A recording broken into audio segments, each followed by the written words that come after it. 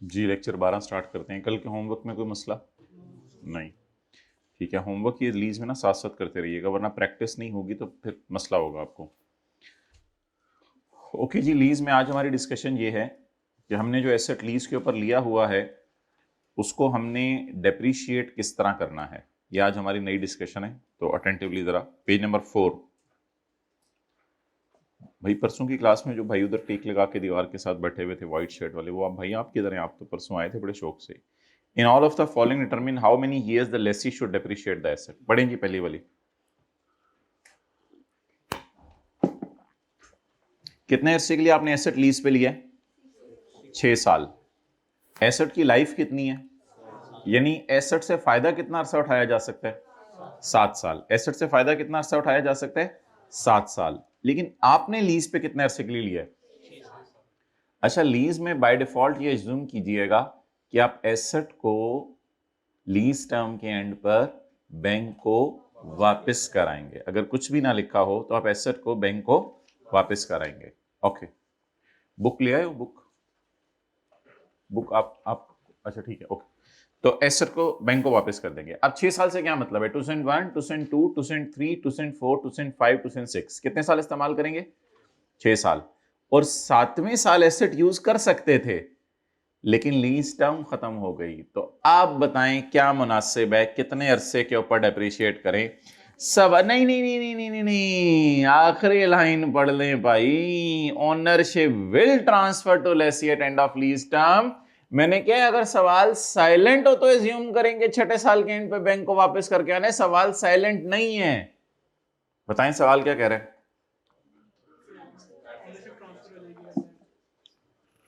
Asset मुझे मिल जाएगा। कब मिलेगा मुझे?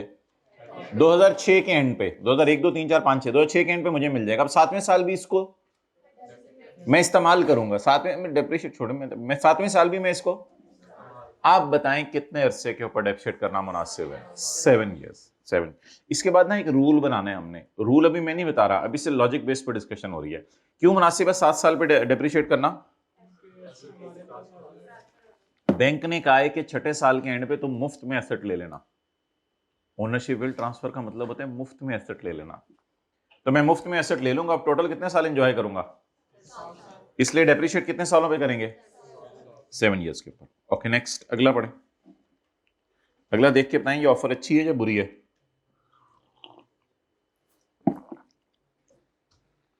बुक ला दें भाई को। लीज टर्म कितने साल है? 8 साल। और हमने एसेट को कितना अर्सा इस्तेमाल कर सकते हैं? बैंक को किराए कितने देंगे? 8। बैंक को किराए कितने देंगे? 8। और उसके बाद भी एसेट की लाइफ कितने साल होगी? 2 साल। एनुअल रेंटल कितने हैं? At the end of lease term. At the end of lease term का मतलब होता है at the end of 8th year. At the end of lessee has an option to purchase the asset. बेटा मुफ्त में transfer नहीं होगी। ये तो पता नहीं बहुत रहमदिल लेसर था, बैंक था जिसने मुफ्त में ट्रांसफर कर दिया था। मुफ्त में ट्रांसफर होगी या पैसे देके? Lessee has an option to purchase the asset at a payment of 9 lakh रुपया तुम देना, एसेट हमेशा तुम्हारा। मुझे बताएं 8 साल किराया कितना देगा हर साल? 6 लाख। और 8 साल के एंड पर कितने पैसे देके एसेट ले लेगा? वैसे बाजार में उस वक्त एसेट होगा 8 साल के एंड पे तो, लेकिन मुझे कितने का मिल जाएगा? बहुत ज्यादा चांस है कि लेसी लीज के शुरू में ये डिसाइड सोच लिया उसने कि मैं इंशाल्लाह 8 साल बाद इस एसेट को बाय। आप बता दें आपको क्या लग रहा है कि 9 लाख वाली चीज हमें, 14 लाख वाली चीज हमें कितने में मिलेगी? और ये चांस भी है कि हम उसको खरीद। आप बता दें क्या मुनासिब है, आपको क्या लग रहा है ये खरीदेगा या नहीं खरीदेगा? आप बताएं कितने साल इस्तेमाल करेगा? तो ताई डेप्रिशिएट कितने सालों में करें? 10 ईयर्स पे। इट इज रीजनेबली सर्टन के मैं ले लूंगा या it is uncertain?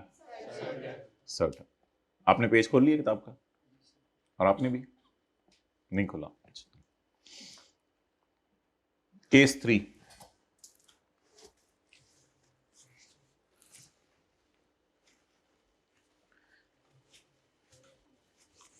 Lease term is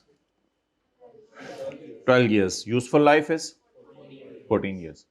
2010 मिसाल के तौर पे 2001 से लेके 2012 तक मैं इस्तेमाल करूंगा, लेकिन 2013-14 वो एसेट मेरे साथ रह सकता है, उसमें इतनी जान है। Ownership will never transfer to lessee at the end of lease term. Lessor ने कहा ये तुझे ओनरशिप ट्रांसफर नहीं होगी, तो फिर 12 साल बाद मैं क्या करूंगा, मैं उस एसेट को जाके बैंक को दूंगा, भाई ये अमानत थी, मैंने 12 साल इस्तेमाल किया, बड़ा अच्छा एसेट था, रोते रोते मैं वापस कर दूंगा, अब तो दिल लग गया था 12 साल में इससे, चलें ये एसेट आप रख लें वापस। अब मुझे बताएं मैंने कितने साल इससे बेनिफिट एंजॉय किया, सिर्फ 13-14 साल कर ही नहीं सकता था, तो मुनासिब क्या है कि मैं कैसे डिप्रिशिएट करूं, 12 साल नहीं, बोले 12, बड़ा कौन बोल रहा है, बड़ा 12 साल के ऊपर इसको डिप्रिशिएट करेंगे। नेक्स्ट, अगला पढ़ें, आगे कुछ नहीं लिखा हुआ अगले सफे पे, बस यहीं पे है केस 4। लीज टर्म कितने साल है, 15 साल, 2001 से 2015। अच्छा, 2001 से 15 तक लीज टर्म है। यूजफुल लाइफ कितनी है, 2001 से 2018 तक। एनुअल रेंटल है 60,000। सवाल में कुछ भी नहीं लिखा हुआ, बताएं। Question is silent, so I will return, क्योंकि मैंने तो 15 किस्तें पे करूंगा ना और वापस करूंगा asset, so I will return asset to lessor, कब, एट एंड ऑफ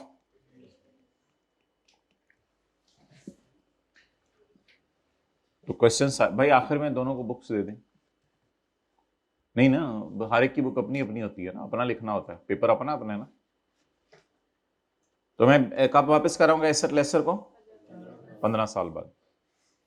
आप बताएं क्या मुनासिब लग रहा है आपको, सवाल में तो कुछ लिखा ही नहीं हुआ, सवाल में लिखा हुआ है लीज टर्म 15 साल है, यूजफुल लाइफ 18 साल है। अब कितने साल के ऊपर डिप्रिशिएट करना आपको मुनासिब लग रहा है, 15 साल। एक्सेलेंट।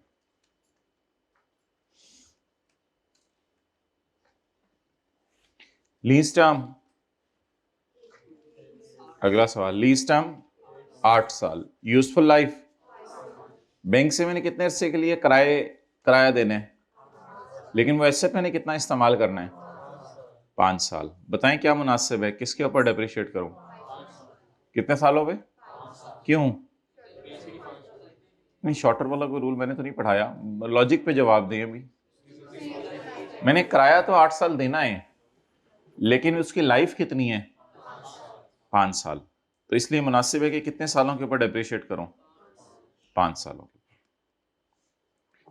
अच्छा, ये प्रैक्टिकली पॉसिबल है ऐसी डील,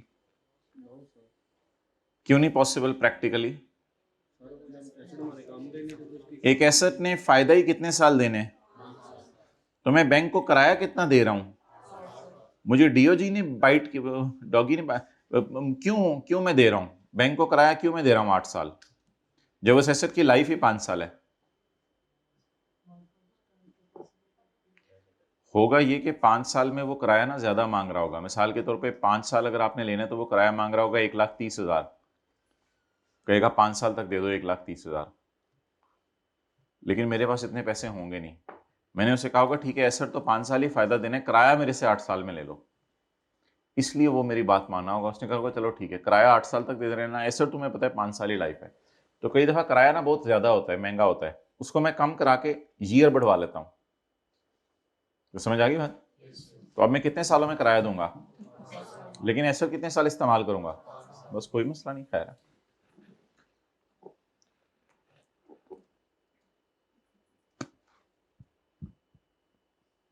भाई इसको सही करो, ये कहां से लिख गया, क्या F6 हो गया भाई। चलें ये तो अभी हमने पढ़ ही नहीं देते, हम तो डिस्कशन ही कुछ और थी। अच्छा माय डियर, आगे चलें, आगे चल के मुझे ये बताएं कि अब हमने रूल क्या बनाना है। रूल भाई ये बनाना है, तस्वीर खींच ली, हमने रूल क्या बनाना है, रूल माय डियर हमने ये बनाना है कि जब कभी एसेट, अभी सब कुछ लिखवा देते हैं आपको, जब कभी एसेट आपको मिल जाना है, जब कभी एसेट आपको मिल जाना है, यानी ओनरशिप आपको ट्रांसफर हो जानी है, तो मुनासिब है कि लीज टर्म को सवाल में इग्नोर करें डेप्रिशिएट करते हुए, बल्कि किसके ऊपर अमाउंट डेप्रिशिएट करें, यूजफुल लाइफ पे, जितना अर्सा आपके साथ रहना है। और अगर एसेट आपको नहीं मिलना, अगर एसेट आपको, तो फिर लीज टर्म वाला रूल सही है, लेकिन ये एक अजीब सा सिनेरियो है पांचवा। इस वजह से रूल बना हुआ है शॉर्टर ऑफ लीज टर्म और यूजफुल लाइफ। तो डेप्रिसिएशन का रूल क्या बना? Depreciation in books of Lesi. ये हमारी डायग्राम नंबर 1 है। इसको आप अपने जो सफ़े होते हैं रजिस्टर ये किताब वाले, उसमें सफ़े खाली छोड़े हुए हैं हमने, एक दो आपको पता है शुरू में, जहाँ चैप्टर का नाम लिखा हुआ है और ये वो, बेशक कौन सा फॉर्म पे बनाना शुरू कर दें, कहीं भी बनाना शुरू कर दें। ये हमारी डायग्राम नंबर 1 है, depreciation in books of Lesi. इस डायग्राम नंबर 1 में हम ये देखने लगे हैं, इफ ओनरशिप विल, बोले, will transfer at end of, LT का मतलब क्या है? Lease term. तो फिर बोले depreciate over useful life. But if ownership will not transfer, यह क्वेश्चन इज साइलेंट। तो क्वेश्चन साइलेंट है, फिर भी ओनरशिप ट्रांसफर। अच्छा, ओनरशिप ट्रांसफर ना होने का मतलब क्या होता है? बताइए, नोट बाद में कर लीजिएगा। ओनरशिप ट्रांसफर ना होने का मतलब क्या होता है? कि जब 5 साल की एसेट इस्तेमाल कर लेगा तो 6-7 साल, 2 साल और उम्र रह जाएगी, तो बैंक इसको नहीं देगा, ये एसेट इसके नाम नहीं लगवाएगा। बैंक कहेगा मेरा एसेट वापस करो। If ownership will not transfer, तो लॉजिक कहती है लीज टर्म पे करो, लेकिन एक अजीब सा सिनेरियो 5वां था, जिसकी वजह से हमारा रूल बनेगा डेप्रिशिएट ओवर शॉर्टर ऑफ, बोले, lease term and useful.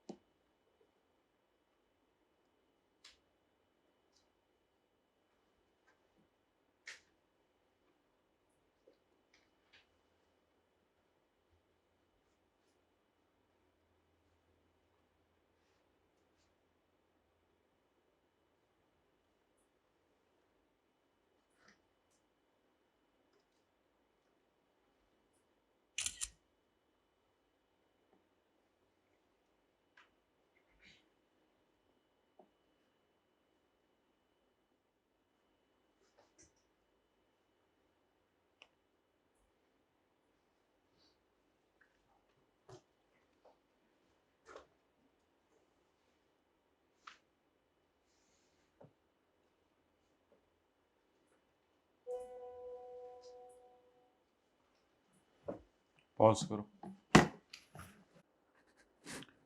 Okay, सो अगर ओनरशिप ट्रांसफर होनी है तो आप लीज टर्म के ऊपर करते हैं, और अगर ओनरशिप ट्रांसफर नहीं होनी तो आप शॉर्टर ऑफ लीज टर्म और यूजफुल लाइफ। अब दोबारा करें सारे सवाल,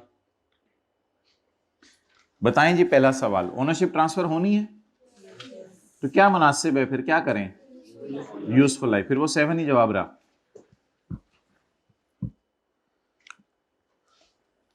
जी। It is certain that we will purchase, it is certain that lessee will purchase the asset. क्या करें फिर सिनेरियो 1 ही बन गया ना, ओनरशिप ट्रांसफर होनी है, तो फिर किसके ऊपर डेप्रिशिएट करें? Useful life. ओनरशिप ट्रांसफर नहीं होनी, एसेट मेरे पास नहीं आना, शॉर्टर ऑफ लीज टर्म और यूजफुल लाइफ। तो शॉर्टर इज 12 और 14। If question is silent, that we will always assume that lessee will return back the leased asset to lessor at end of 15th year. Therefore, the rule is shorter of.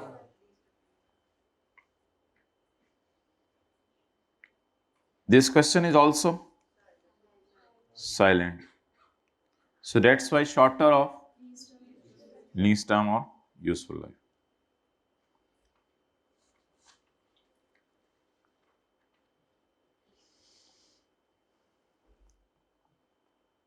Abdullah ने lecture लिया था कल वाला?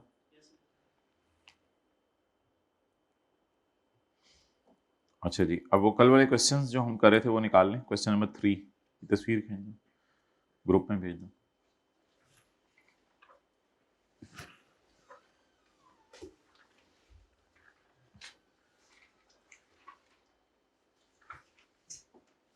कौन सा question है? Question number 3, page number.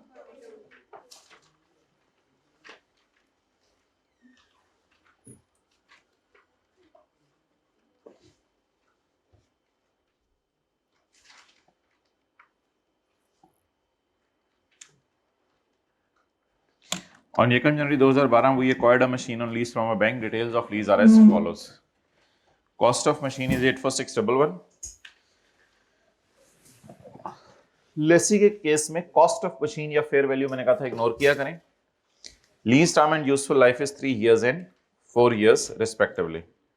Installment of 20,000 is to be paid semi-annually in arrears on 30 June and 31 December. जी, लीज किस दिन शुरू हुई है? सवाल की पहली लाइन पढ़ के बताएं। 1 जनवरी 12, तो 3 साल कब पूरे होंगे? 12, 13 और 14। तीसरी लाइन पढ़ें। Instalment is to be paid semi annually in arrears. यहां पे पे होगी, यहां पे पे होगी, यहां पे पे होगी, यहां पे पे होगी, यहां पे पे होगी और यहां पे पे होगी। Instalments to be paid semi annually in arrears. कितनी इंस्टॉलमेंट है? 20,000 रुपया, 20,000 रुपया, 20,000 रुपया, 20,000 रुपया, 20,000 रुपया। अब आप मुझे ये बताएं कि ये सवाल एनुअल रेंटल्स का है या सेमी एनुअल रेंटल्स का है? 2012 में कितनी दफा पेमेंट होगी? 30 जून को और 31 दिसंबर को। 2013 में कितनी दफा पेमेंट होगी? 30 जून को और 31 दिसंबर को। 2014 में कितनी दफा पेमेंट होगी? 2 दफा, 30 जून को और 31। ये क्या तारीख है? 31 दिसंबर 12। ये क्या तारीख है? 31 दिसंबर 13। और ये क्या तारीख है? 31 दिसंबर 14।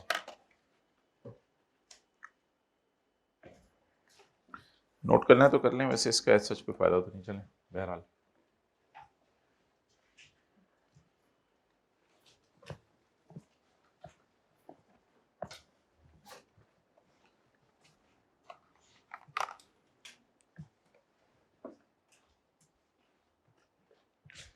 अब लिखें जी,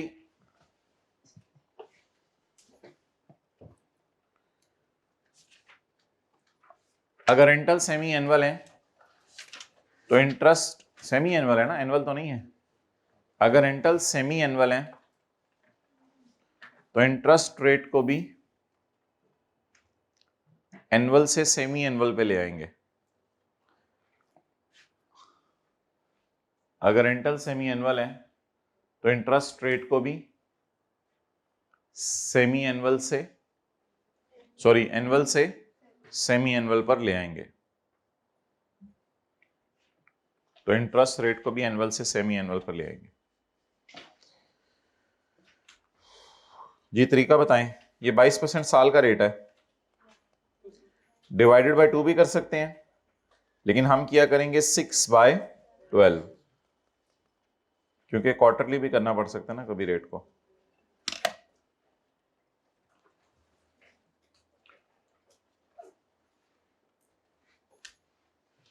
मंडे को आपका टेस्ट हुआ करेगा, तो इस मंडे को इंशाल्लाह आपका टेस्ट होगा IS 38 और IS 21, जितना पढ़ लिया। फिर लीज का उससे अगले मंडे को हो जाएगा।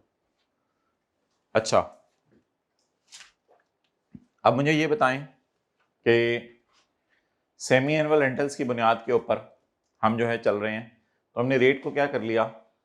Semi annual. 2012 के साल में 2 पेमेंट्स, 13 के साल में 2 पेमेंट्स, 14 के साल में 2 पेमेंट्स। लीज कब शुरू हुई? 1 जनवरी 12 को। अच्छा, वर्किंग 1, लीज पेमेंट्स। अच्छा, वर्किंग 1 आप लोग आज भी चौथे सफ़े पे ही शुरू कर दें, बिकॉज आपको पता है सवाल में तो नहीं मांगा हुआ उसने एंट्रीज, लेकिन हम करेंगे। पहले सफ़े पे एंट्रीज कर लेंगे, दूसरे सफ़े पे P&L बैलेंस शीट बना लेंगे और तीसरे सफ़े पे नोट बना लेंगे। इसलिए आप बेशक चौथे सफे से रजिस्टर के जनरल एंट्रीज शुरू कर दें।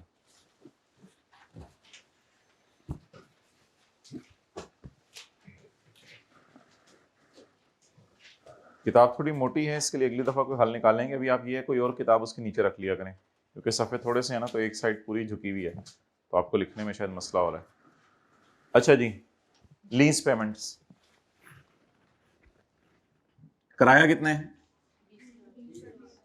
20,000 जी। कितने साल तक देने? 3 साल तक। लेकिन 3 साल में कितनी दफा 6 महीने आते हैं? एक साल में कितनी दफा 6 महीने आते हैं? 2 दफा। तो 3 साल में कितनी दफा 6 महीने आएंगे? बोलें 6 दफा। तो इसलिए 6 दफा 20,000 देने, 6 टाइम्स 20,000 देने। टोटल कितना? 1,20,000। अच्छा, अब कल मैंने निकाली थी present value, present value of lease payments on 1 जनवरी 12। लेकिन आज से ऑनवर्ड्स हम प्रेजेंट वैल्यू नहीं निकाला करेंगे। पहले आज से ऑनवर्ड्स हम अमोर्टाइजेशन शेड्यूल खोला करेंगे। अमोर्टाइजेशन शेड्यूल ये होता है कि हम एक वर्किंग बनाते हैं, डेट इंस्टॉलमेंट। इंस्टॉलमेंट तो वो 20,000 है, उसमें कितना हम प्रिंसिपल पे कर रहे हैं, कितना हम इंटरेस्ट पे कर रहे हैं, और कितना अभी लोन हमारे कंधों पे रह गया है। अच्छा, अब 1 मिनट इसमें प्लॉटिंग देख लें कैसे करनी है। हमारा लीज कब शुरू हुई? 1 जनवरी 12 को। पहली किस्त कब देंगे? 30/12। दूसरी किस्त, ये 2 पेमेंट्स करके 12 के साल के 2 किराए पे हो जाएंगे। इसके बाद किस साल के किराए पे करेंगे? 30/13, 31/12/13। और इसके बाद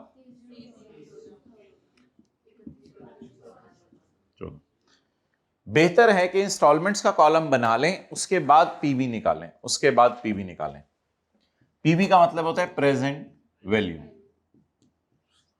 20,000 रुपए के 6 किराए हैं आपके।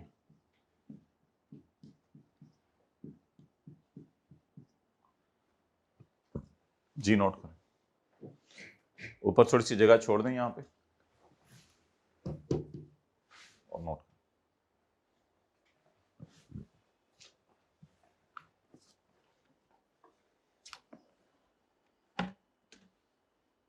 क्या सोच रहे हो?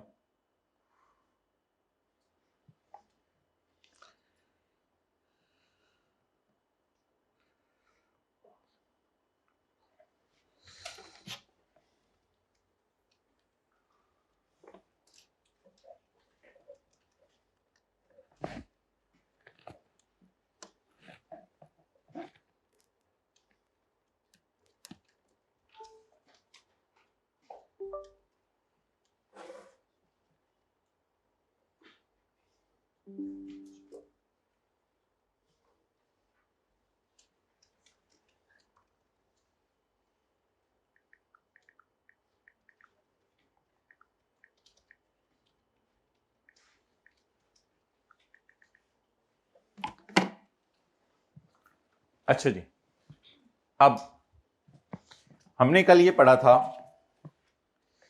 कि अगर इधर देखें, अगर रेंटल्स की अमाउंट बराबर हो, अगर रेंटल्स की अमाउंट और उनमें इंटरवल भी बराबर हो, 6 महीने का, 6 महीने का, अमाउंट भी बराबर हो, इंटरवल भी, और अमाउंट एक से ज्यादा हो, तो इसको करेंगे एनओटी के फॉर्मूला से। इसको एनओटी के फॉर्मूला से करेंगे। चलें जी, लगाएं जी एनओटी का फॉर्मूला। एनओटी का फॉर्मूला ये कहता है कि आप सारी की सारी पेमेंट्स को उठाकर पीछे ले आए, सारी की सारी पेमेंट्स को उठाकर। एनओटी का फॉर्मूला ये इंश्योर करता है ये 20 भी इधर आ जाए, ये 20 इधर आ जाए, ये 20 इधर आ जाए, ये 20 इधर आ जाए, ये 20 इधर आ जाए, और ये 20 इधर आ जाए। एनओटी का फॉर्मूला ये इंश्योर करता है। दूसरे मानों में ये 20 इधर, ये 20 इधर, ये 20 इधर, ये 20 इधर, ये 20 इधर और ये 20 इधर। आप बता दें कि मैंने 20,000 into 1 minus 1 plus I raise to power minus n divided by I, ये फॉर्मूला होता है एनओटी का। अब इन फिगर्स को कैसे पीछे लाना है?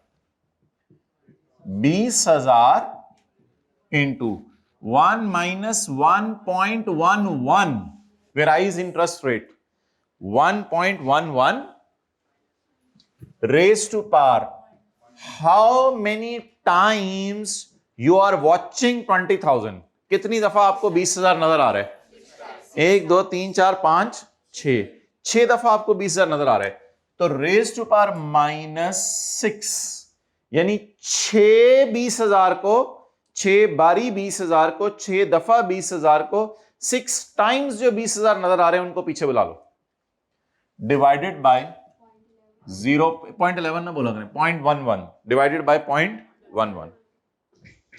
अब लगाएं कैलकुलेटर के ऊपर ये जी 84611।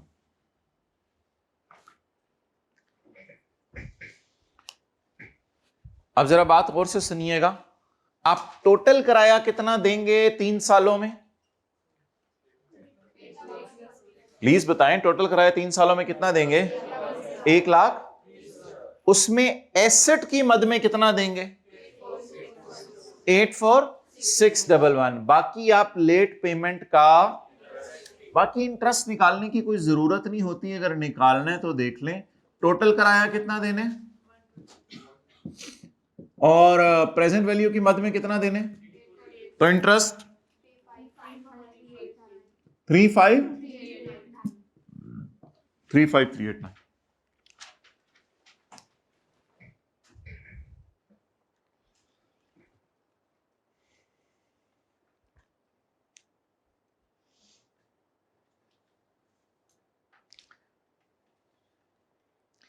एनओटी का फॉर्मूला क्या इंश्योर करता है कि सारी पेमेंट्स को लीज के स्टार्ट पर ले आए।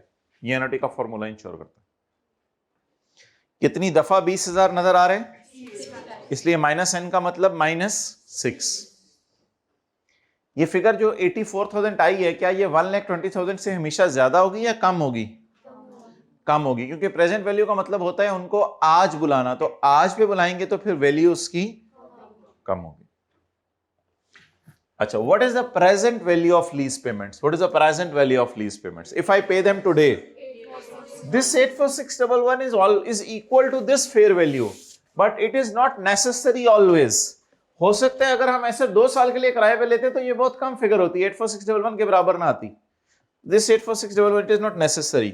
तो मशीन बाजार में कितने की है, इस फैक्ट को आपने इग्नोर किया करना है। मैंने तो कॉस्ट पे करके खरीदी नहीं, मैंने तो किस पे ली है? लीज पे ली है। मैंने 84611 दी है या मैं 1,20,000 दूंगा? तो लेसी कभी भी एसेट की क्या नहीं देखता? फेयर वैल्यू नहीं देखता, बल्कि वो एसेट को किस पे रिकॉर्ड करता है? रेंटल्स की प्रेजेंट वैल्यू पे। लेसी एसेट को फेयर वैल्यू पे रिकॉर्ड करता है या रेंटल्स की प्रेजेंट वैल्यू पे? लेसी एसेट को फेयर वैल्यू पे रिकॉर्ड करता है या रेंटल्स की प्रेजेंट वैल्यू पे? Okay, we will start with PV. What is present value? This is not from question, this is from this 84611। जी, इसके ऊपर इंटरेस्ट रेट 11% लगाना है। Interest at the rate of 11%। अब जो कल नहीं आए थे देखिएगा, 84611 पर 11% इंटरेस्ट बनता है, क्योंकि 84611 हमने 6 महीने पे नहीं किया। अच्छा, ये क्या चक्कर है? 84611 उधार है और हम पे कर रहे हैं 1,20,000। ये क्या चक्कर है? 84611 का हमारे ऊपर उधार है और हम पे कर रहे हैं 1,20,000। 84611 तो एसेट का पे कर रहे हैं, लेट पेमेंट की वजह से बाकी उस पे क्या पे कर रहे हैं? इंटरेस्ट पे कर रहे हैं। तो 84611 पे इंटरेस्ट कितना बनता है? 11%। इसको 6/12 नहीं करना अब आपने, क्योंकि आप रेट को ही 6/12 कराए हैं। अब आप कैलकुलेटर पे करें 84611 into 11%। 9, what is this 9307? This is the interest expense from January to June. ये जनवरी से जून का क्या है? इंटरेस्ट एक्सपेंस है। अच्छा इधर देखें, टोटल किराया कितना पे किया 6 महीने का, उसमें इंटरेस्ट कितना है? भाई उधर ना देखो ना, उधर तो कोई चीज नहीं। टोटल किराया कितना पे किया है, उसमें इंटरेस्ट कितना है, तो बाकी प्रिंसिपल।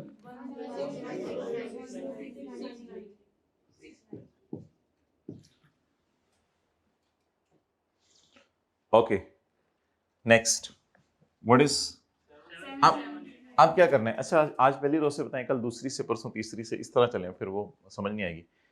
84611 का उधार था, उसमें से 10,000 आपने उधार की मद में पे किया, बाकी इंटरेस्ट पे किया। तो अब 84611 में से 10693 माइनस करें, 73918। लेक्चर A2 में आप लोग बोलें, A1 में जवाब दें। आगे चलें, अब पहली लाइन में कोई बोल नहीं रहा जी। क्या 8131 869 73918 माइनस 11869 62, एक बंदा बोले जी 6825 1317 62 minus 13 488 74 5376 1462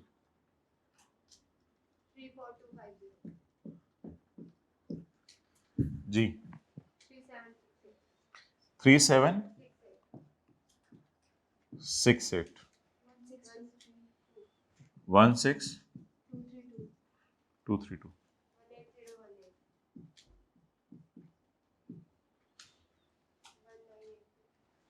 1982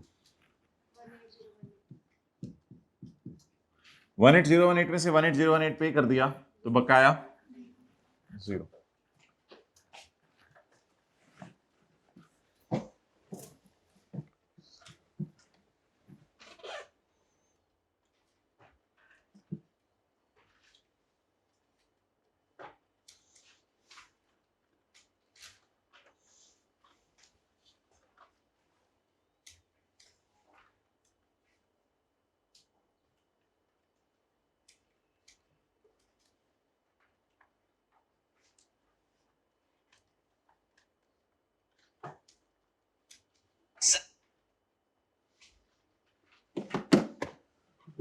ओके जर्नल एंट्रीज, ये हमारा पहला साल है, पहले साल की जर्नल एंट्रीज।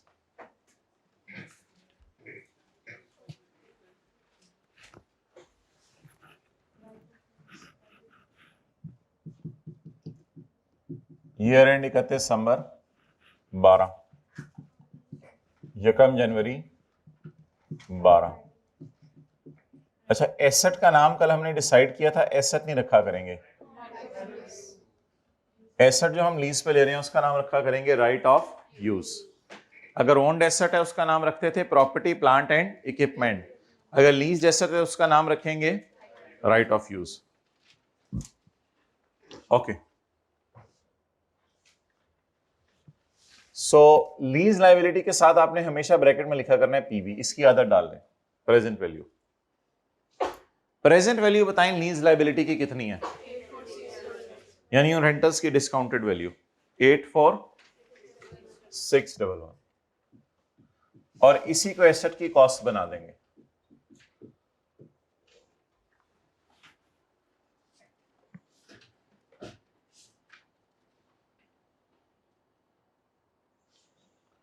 ओके अब बताएं 30 जून 12 को मेरा रेंट पे हुआ, 30 जून 12 को मेरा रेंट पे हुआ, मैं लेसी हूं तो रेंट पे करूंगा या रिसीव?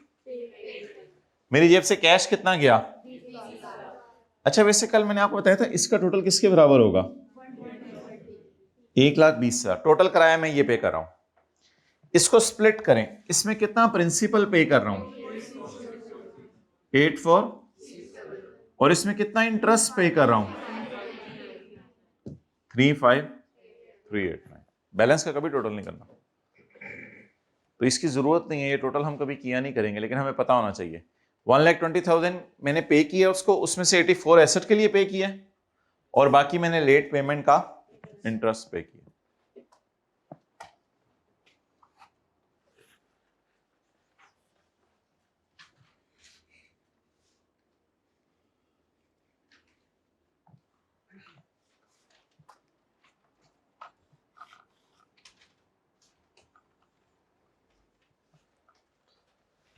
जी 30 जून 12 को मैंने पेमेंट करनी है। पेमेंट कैसे करूंगा? कैश मेरी जेब से चला गया 20,000 कैश क्रेडिट। मेरी लीज की लाइबिलिटी कितने से कम हो गई? ये देखें कैसे कम हो रही है। 84 की थी, 10 पे कर दिया तो बाकी रह गई 73।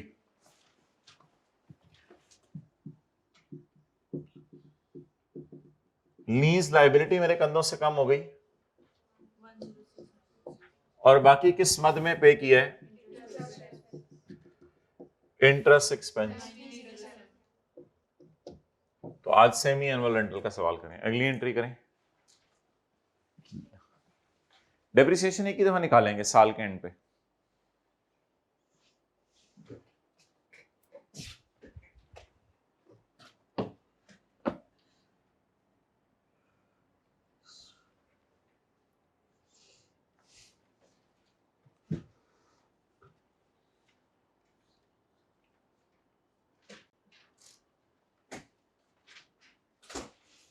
जी अगली डेट बताएं।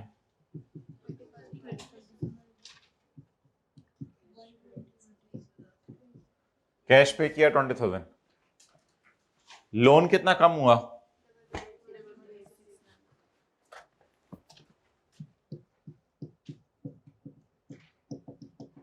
डबल 1,869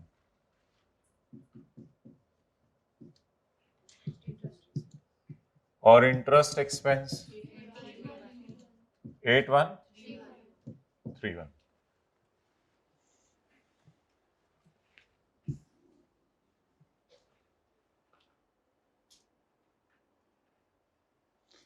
अच्छा डेप्रिसिएशन अब एक ही दफा साल के एंड पे चार्ज हुआ करेगी।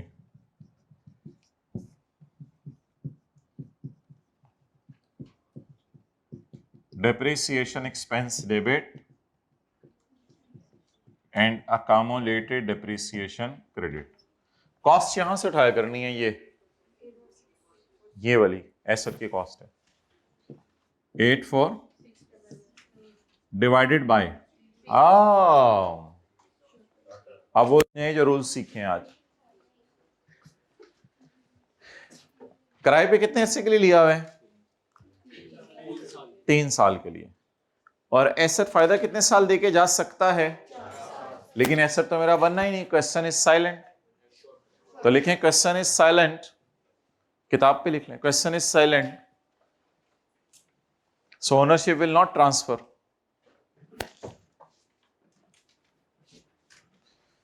Question is silent, so ownership will not transfer. So we will बोले we will depreciate over shorter। बस shorter आगे पता ही है किस किस में से लेना है।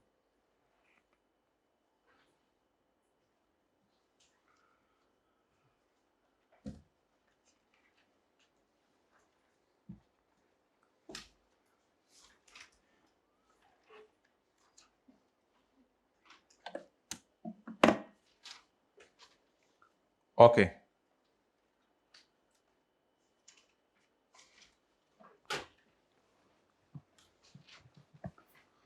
What is shorter? 3 years divide by 3 करेंगे तो कितने से की डिडक्शन आएगी? 3 साल की, 1 साल की। तो जकम जनवरी 12 से 31 12 12 कितना अरसा हो गया? 1 साल। 2840 28 204।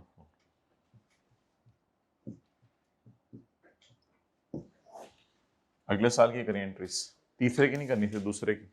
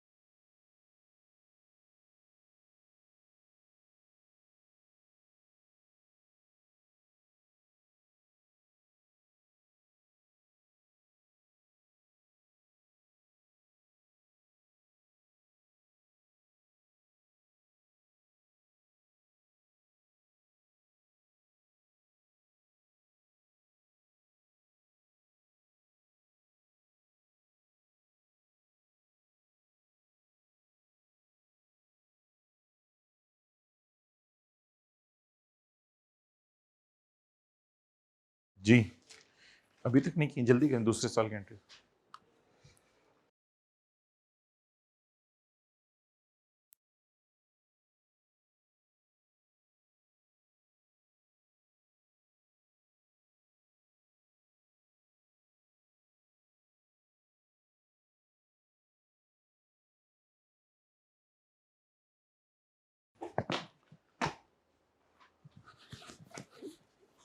Okay, now over here and is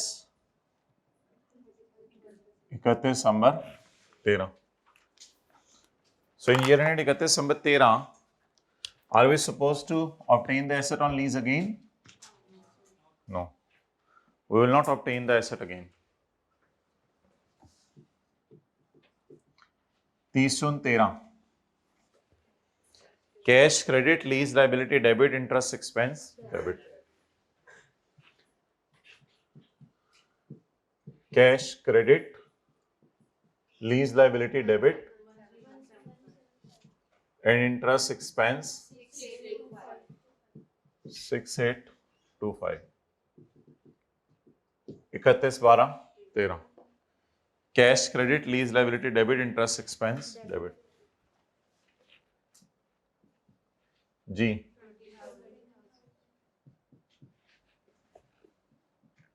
lease liability 1462 interest expense 5376 and depreciation हमेशा फॉर द ईयर निकलेगी, ये कभी भी 6 मंथ के नहीं निकलेगी। इंटरेस्ट इसलिए 6 मंथ निकल रहा था कि रेंटल 6 मंथ्स के पे हो रहे थे। जी बोले, depreciation expense debit ji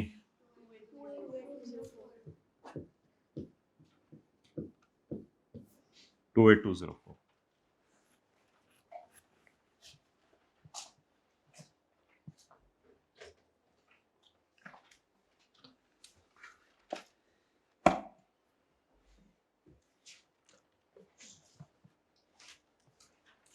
ji P and L बनाएं दोनों सालों का।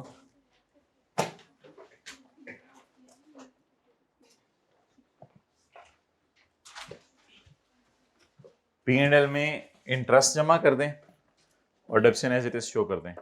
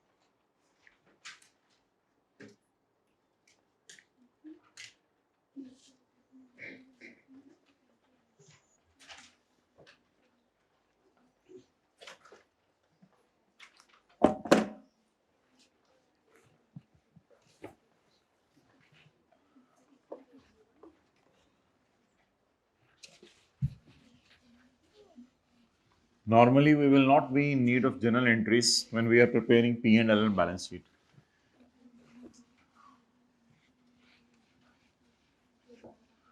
We should equip ourselves in a way that we may prepare P and L and balance sheet directly without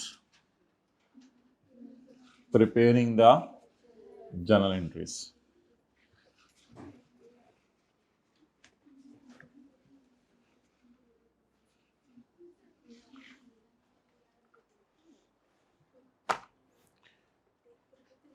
Okay. Profit and loss, interest expense, and depreciation 2012 and 2013. Okay. Interest expense 2012 और ठहर जनो 17438 93 ये 9307 कितने अरसे का interest है? कौन से 6 महीने का?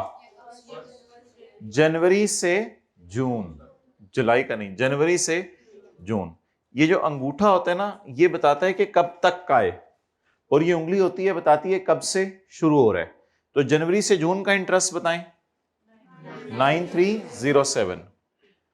अच्छा, 30 जून के एंड पे प्रिंसिपल कितना पेएबल रह गया था? 30 जून के एंड पे प्रिंसिपल कितना पेएबल रह गया था? 73।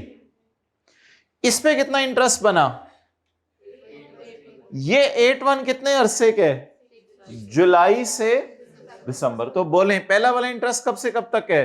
जनवरी से जून। और दूसरा अंगूठा बताया करेगा, ऐसे कहीं भी उंगली रख लेना, अंगूठा बताया करेगा कब तक का है। इधर नहीं देखना, जब मैं उंगली और अंगूठा रखा करूंगा तो इधर नहीं देखना, अंगूठे के सामने देखना है, फिंगर थंब अप्रोच। कब तक का है? 6 जुलाई, ये अपनी डेट आई। 31/12/12 तक का। कब तक का है? 31/12/12 तक का। और कब से लेके कब तक का है? 30 जून 12 या यकम जुलाई 12 बोल दें, वो तो कोई मसला नहीं। यकम जुलाई 12 से लेके, तो जुलाई अगस्त सितंबर अक्टूबर नवंबर दिसंबर, लास्ट 6 मंथ का है 8131।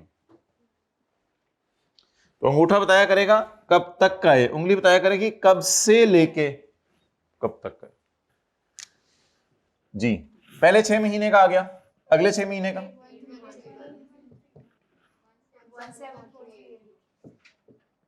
और ये 6 से 25 कितने अरसे के? जनवरी से जून 13 का, 13 के साल का। और ये जुलाई से दिसंबर 13 के साल का। जी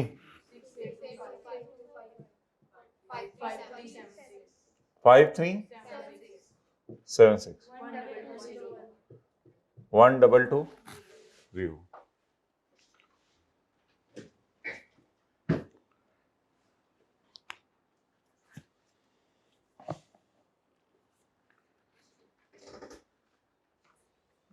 डिप्रिसिएशन तो पूरे साल की जी। What is the cost of asset, what is PV? 8 4। What is shorter? 3 2 0।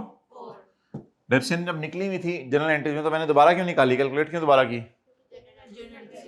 क्योंकि जनरल एंट्रीज के बगैर हमें P&L बैलेंस शीट बनाना आना चाहिए। रेसिपी देखे बगैर हमें बिरयानी बनानी आनी चाहिए, बिरयाना बनेगा। 28204। ठीक है भाई, अब हम बैलेंस शीट की तरफ जाएंगे। साथ साथ लेंगे तो चीजें आसान है, पेंडिंग छोड़ेंगे तो बहुत ही आसान हो जाएगी, टेंशन ही नहीं रहेगी। 2012 बेहतर है इस तरह लिख लिया करें वैसे, 31/12/12।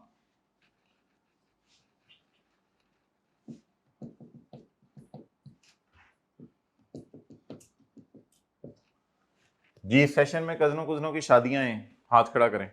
और उन पे जाना भी है आपने, जाना नहीं है और जाना है। कहाँ? खाला की बेटी की। कहाँ जाओगे उसके लिए? पास गली में, फिर खैर है, शाम को चले जाया करना। ठीक, और किस?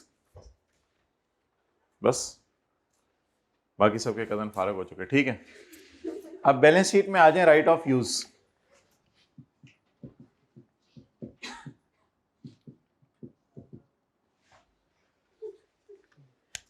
दादा अबू की शादी है तो अच्छा, राइट ऑफ यूज की कॉस्ट 8 4 माइनस 1 साल का डिप्शन 28204 जी 5 6 ये करूं कट के ले आए हो? अच्छा जी सॉरी, 8 4 6 1 1 माइनस 28 दो दफा माइनस कर दें 28203। अब हमने बॉल पॉइंट को मुंह से निकाल के कुछ और टेस्ट करना है। Non current liabilities, non current liabilities में हमें चाहिए करंट लाइबिलिटी, लीज लाइबिलिटी, और करंट लाइबिलिटीज में हमें चाहिए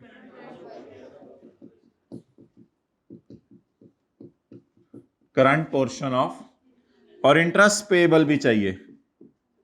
ये नई चीज, इंटरेस्ट पेएबल है या पे हो रहा है एंड पे साल के, तो फिर पेएबल तो नहीं है कुछ भी, पेएबल तो साथ साथ पे हो रहा है इंटरेस्ट, वो तो कल के सवाल में इंटरेस्ट पेएबल भी आएगा। ओके, अब आप मुझे ये बताएं कि बैलेंस शीट बनाने के लिए क्या करना है। बैलेंस शीट बनाने के लिए उसमें लीज लाइबिलिटी मालूम करने के लिए मौत के कुएं में छलांग मारनी है। वो देखें मौत के कुएं ऐसे ऐसे मोटरसाइकिल हो रहा होता है, फिर आपके पास आ जाते हैं ऊपर तक, पैसे पकड़ के फिर नीचे चला जाते हैं मोटरसाइकिल वाले, नहीं देखा कभी? भाई यही देखते रहा करें। अच्छा, अब आप मुझे ये बताएं कि हमारा साल कौन सा है? नहीं 2012 नहीं, 31/12/12 हमारा साल कौन सा है? हमारे साल की पेमेंट के नीचे लाइन लगा दें। अगली पेमेंट कहां चली जाएगी? ये कॉन्सेप्ट बिल्कुल गलत है, अगली पेमेंट करंट में चली जाएगी। अगले साल की सारी पेमेंट्स किस में चली जाएंगी? करंट में। 31/12/12 के लिए करंट ईयर यानी विद इन 1 ईयर या एक साल कौन सा है अगला 31/12/12 के साल के लिए? और हमने करंट पोर्शन सिर्फ प्रिंसिपल अमाउंट का करना होता है, इंटरेस्ट का नहीं करना होता। असल में आपने एसेट उधार पे लिया ना, तो उसका जो प्रिंसिपल अमाउंट है वो पे करनी है आपने। इंटरेस्ट का कभी भी करंट नॉन करंट नहीं करना। वजह यह है कि इंटरेस्ट का ताल्लुक वक्त गुजरने के साथ है। आप ये नहीं कह सकते आपके कंधों के ऊपर जो है वो बिजली का बिल है अगले 2 साल का, कोई कहेगा पागल ही होए, बिजली भी इस्तेमाल की नहीं, बिल ऐसे ही इसके कंधों के ऊपर बोझ है। बोझ उस चीज का होता है जो उधार पे ली होती है, उधार पे एसेट लिया है। इंटरेस्ट को कभी करंट नॉन करंट ना करिएगा। तुझे 1 साल में पे कर दूंगा, तुझे 2 साल में पे कर दूंगा, चपेड़। वो अभी यूज ही नहीं किया आपने चीज, तो इंटरेस्ट एक्रू ही नहीं हुआ आप पे। तो गाड़ी उधार पे ले ली तो उसकी लाइबिलिटी जरूर किताबों में बुक कीजिएगा जिंदगी में, लेकिन उसके 2 साल की पेट्रोल की लाइबिलिटी बुक ना कीजिएगा जब तक कि आप पेट्रोल खरीद न लें। अगर आपने बिजली लगवाई, बच्चे पूछते हैं कि इंटरेस्ट का करंट नॉन करंट क्यों नहीं कर रहे, तो फिर हम उनको कहते हैं टीए रूम में आए, आपको हम बताते हैं करंट नॉन करंट क्यों नहीं कर रहे। अच्छा, इसी तरह अगर आपने जो है वो बिजली लगवाई और उसमें आपने मीटर लगवाया, मीटर के पैसे नहीं दिए, उसको देखें कितने कैसे कैसे देने हैं। लेकिन अगर आप बिजली के बिल के करंट नॉन करंट की लाइबिलिटीज बुक करेंगे तो इसका मतलब है अगले 1 साल के बिजली के बिल की लाइबिलिटी आज बुक कर रहे होंगे तो बिजली तो इस्तेमाल की नहीं। तो इंटरेस्ट का ताल्लुक वक्त गुजरने के साथ है, इसलिए इसको करंट नॉन करंट में नहीं लेके जाना, सिर्फ प्रिंसिपल अमाउंट को करंट नॉन करंट में लेके जाना है। अब मुझे बताएं हमारे साल के एंड पे पेएबल कितना है? 62049। इसको स्प्लिट करना है किसमें? करंट और नॉन करंट। अब बता दें अगर मेरा साल 31/12/12 को एंड हो रहा है तो मेरे लिए करंट कौन सा साल है? 13। यहां से भी पता चल रहा है कि 1 साल के अंदर अंदर 2 पेमेंट्स हैं। 1 साल के अंदर अंदर 2 पेमेंट्स हैं, लेकिन वो प्रिंसिपल वाली देखनी है। बोलें जी 31/12/12 के साल के लिए करंट कौन सा है? 31/12/13।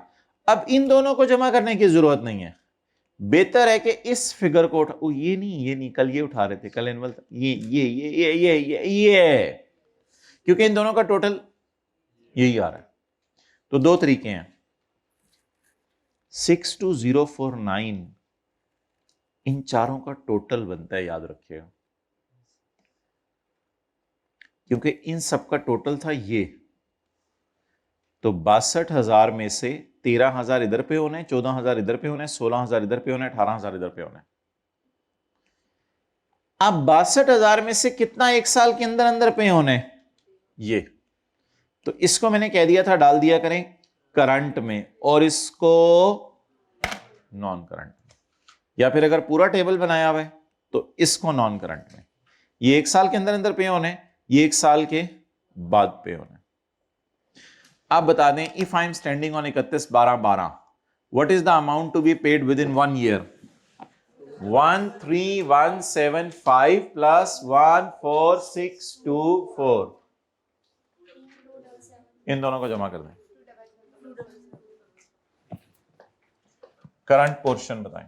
13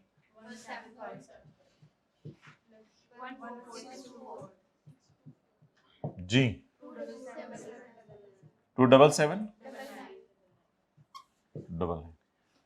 ये चला गया करंट में। और 1 साल के बाद कितना पे करना है? 34250।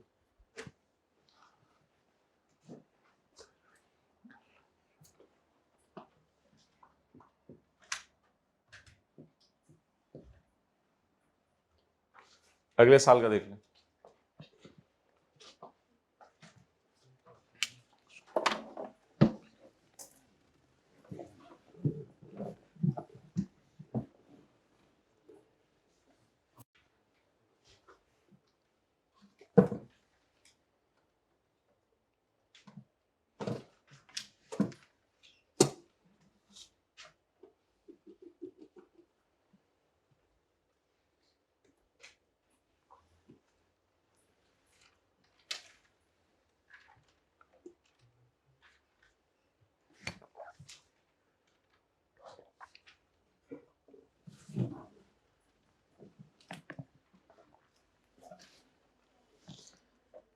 जी 31/12/13 की बैलेंस शीट बनाने के लिए क्या करें?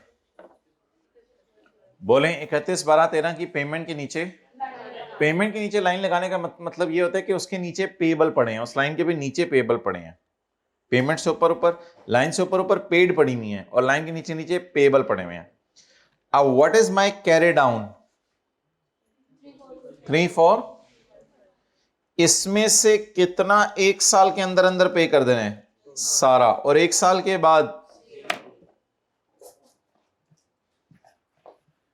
so what is to be paid in current year 16,232 18 25 okay 0।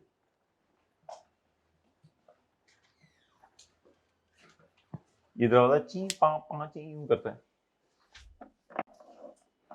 Oil लेके आए देसी वाला।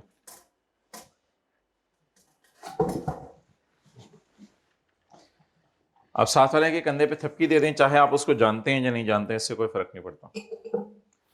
अनजान बंदे के कंधे पे थपकी दें, इसी तरह दोस्ती बढ़ती है, लेकिन ज्यादा भी नहीं बढ़ानी कि वो आपको अपने हॉस्टल में बनाने लग जाए, खाने खाने लग जाए, फिर आप जो है उससे गपशप मारना शुरू कर दें, फिर बस इसी चक्करों में सेशन गुजर जाए पूरा।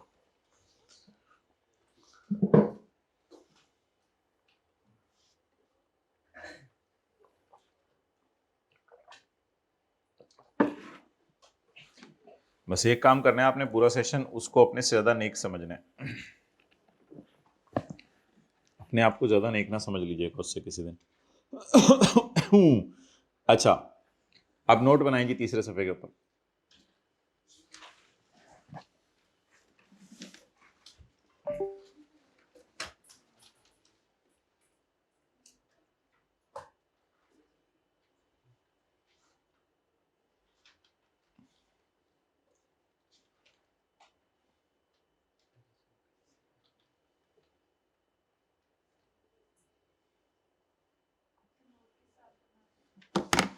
नोट आज जो है, चलें पहले साल का ही बना लें। कंपनी का नाम बेटा BTL, notes to the financial statements for year ended December 31, 2000, इस तरह लिखा करें, दिसंबर 31, 2012। नोट नंबर 9 रख लें, 10 रख लें, जो मर्जी रख लें। राइट ऑफ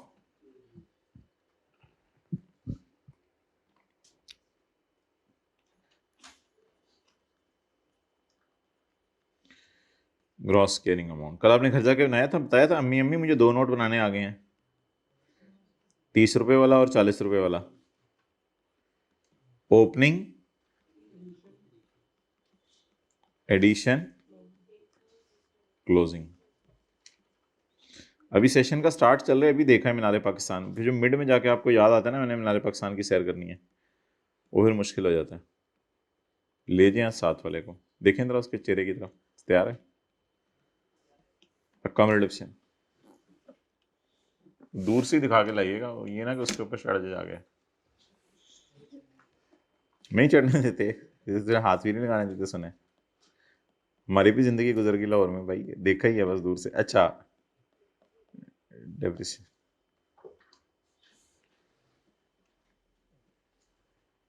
जी, 31/12/11 की रात को ये एसेट हमारे पास था। 12/11 की रात को तो नहीं था ना, यकम जनवरी 12 की सुबह आया। Addition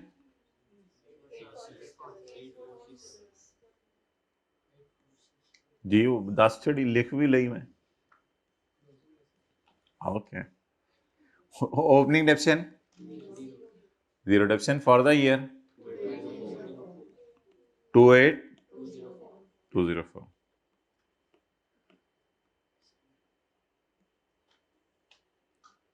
to eight 204। अच्छा, आपको पता है हर एसेट की बीवी होती है, अल्हम्दुलिल्लाह। इस एसेट की भी बीवी है। बीवी बताएं क्या है इस एसेट की? 56407। अल्लाह हर एसेट को, भाई तू तो लाइबिलिटी है।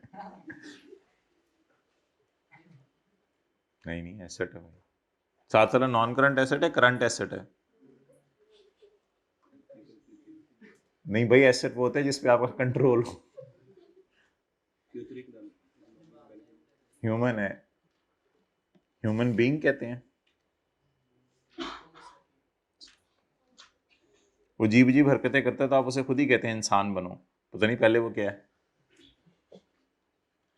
आजकल तो माएँ भी बच्चों को कह रही होती हैं बेटा इंसान बनो।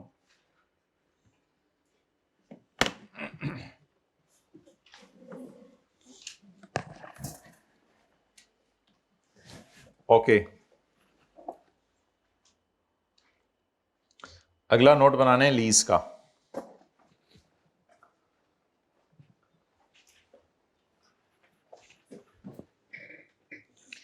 नींद पूरी करके आते हैं या नींद ही पूरी करते रहते हैं?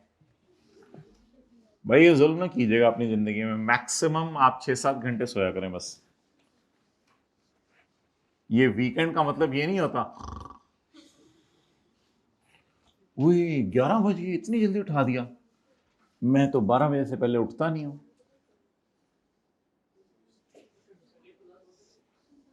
नहीं, संडे को क्लास नहीं हुआ करेगी मेरे भाई, संडे को क्लास नहीं हुआ करेगी, बस सैटरडे को आपको बताया था जो एडमिशन के टाइम पे डबल क्लास हुआ करेगी। इस सैटरडे को भी होगी इंशाल्लाह। अब पिछले सैटरडे को तो हमने नहीं की, सैटरडे को होगी इंशाल्लाह, 350 से ऑनवर्ड्स हुआ करेगी। नहीं मैंने तो बता दिया, अब क्या करेंगे, आई के आपको कह दें कि सिलेबस कम कर दें, तो भाई मुझे तो कोई शौक नहीं ना, मुझे क्या शौक है, मैं क्या कर सकता, मैं कुछ नहीं कर सकता माय डियर, मैं कुछ नहीं कर सकता। इस एडमिशन के टाइम पे बताया गया था आप लोगों को, मैं कुछ नहीं कर सकता। वो नहीं भी बताया गया था, कुछ नहीं हो सकता, अब कोई हल नहीं है ना हमारे पास इसका। देखिए मुझे कोई शौक नहीं, बिल्कुल कोई शौक नहीं। आई के आपको कह दें कि यार सिलेबस कम कर दे, हमको कुछ कर नहीं सकते माय डियर। ये एडमिशन के टाइम पे सारे कॉलेजेस में देख लिया करें किसने कितने देर पढ़ाने के, क्या पढ़ाने, कैसे करने, उसके मुताबिक एडमिशन लिया करें। तो बस गुजर गया, जो होना था वो हो गया। अच्छा, अब जी नोट की तरफ आते हैं। एमटीएल notes to the financial statements. बस कुछ लोग इसी चीज में परेशान रहते हैं, लेक्चर हो रहा है, अपलोड हो रहा है, ये चीज हो रही है, वो चीज, और कुछ मजे से साथ साथ तैयारी करके जो है पास होकर माशाल्लाह आगे आगे जाते रहते हैं। तो इसी कुछ लोग इसी टेंशन में पड़े रहते हैं, अच्छा ये हो रहा है, वो ये भी करा दिया है, वो भी करा दिया भाई, ये फिर इसी चक्कर में रहते हैं पूरी जिंदगी। ओके, वो तो सीए फॉर्म्स वाले परेशान हुए हैं, 2-2 ढाई साल के अंदर लोग सीए करके जो है वो पता नहीं कितनी कितनी ले रहे हैं। सीए करने के बाद ज्यादा हो जाती है ना, स्टाइपेंड उनको पे करना पड़ता है। वो तो फर्मों के अंदर जाके लोग 2-2 साल के अंदर आजकल सीए क्वालिफाई करके बैठे हैं, और ये अभी कैफ के अंदर ही परेशान हो रहे हैं बैठ के। मुझे तो समझ नहीं आती जी लोग। 2012 का बना लेते हैं सिर्फ। ओके, अब हमने इस नोट का नाम क्या रखना है, lease. So it's all how you think the things. 10.1 company has entered into a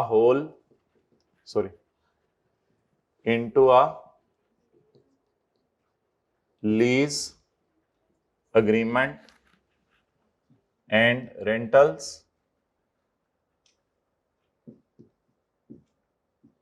are paid semi-annually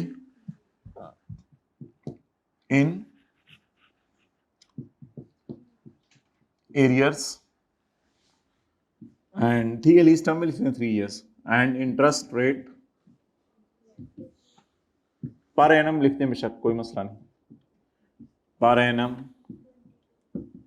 is 22%।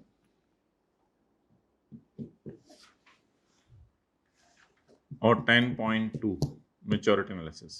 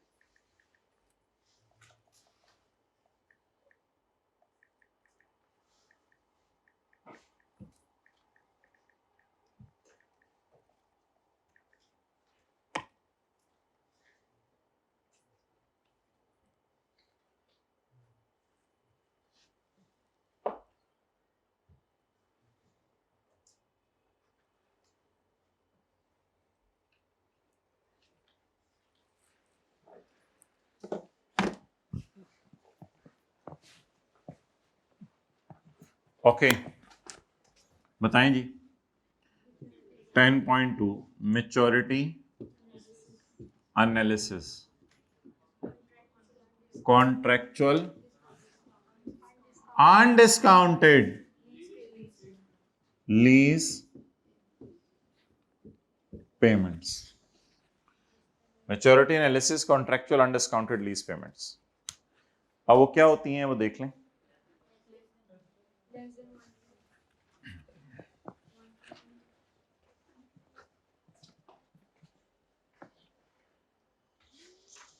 Okay, हम खड़े किस दिन है? 31/12/12। मैच्योरिटी एनालिसिस का मकसद ये है कि इंस्टॉलमेंट के कॉलम को आप स्प्लिट कर दें। मुझे ये बताएं कि हम खड़े किस दिन है? 31/12/12। तो 31/12/12 की पेमेंट के नीचे लाइन लगा दें। और हमें कंसर्न सिर्फ किससे है? अनडिस्काउंटेड पेमेंट से। अनडिस्काउंटेड पेमेंट से मुराद होता है इंस्टॉलमेंट। मुझे बताएं विद इन 1 ईयर कितनी पेमेंट्स हैं? With in 1 year 2। More than 1 but with in 2 years कितनी पेमेंट है? 40,000। More than 2 but with in 3 years कितनी पेमेंट्स हैं? 0। सो 1 साल के अंदर अंदर कितनी पेमेंट्स हैं? 2। 1 साल के बाद 2 साल के अंदर अंदर, 2 साल के बाद 3 साल के अंदर, 3 साल के बाद 4 साल के अंदर। जी जी, अब इनको उठा लें। 1 साल के अंदर अंदर कितनी पेमेंट है? 1 साल के अंदर अंदर लेस देन 1 ईयर्स। ये कौन सी पेमेंट है? 30/13 वाली। और ये कौन सी पेमेंट है? याद रखिएगा 2012 के लिए लेस देन 1 ईयर होगा 2013।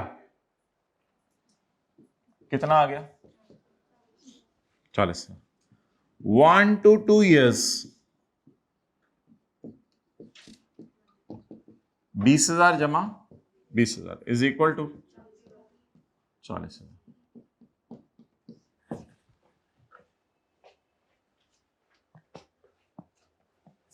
बनाएं दूसरा पार्ट। ये बन गया लीज का नोट।